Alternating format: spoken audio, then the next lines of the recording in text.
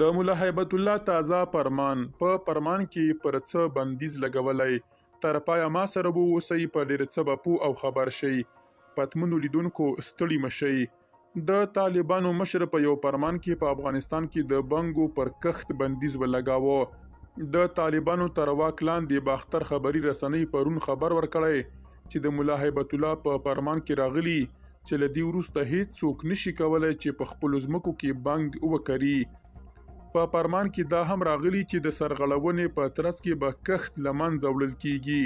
په فرمان کې امر شوی چې سرغړونکو ته باید د اسلامي شریعت په ډانچه کې سزا ورکړل شي.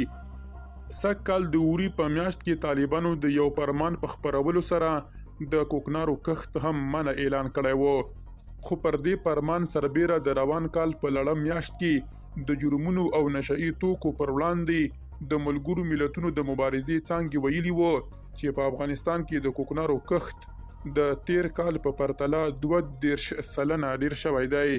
درنو لیدونکو له ملتیا مو مننه.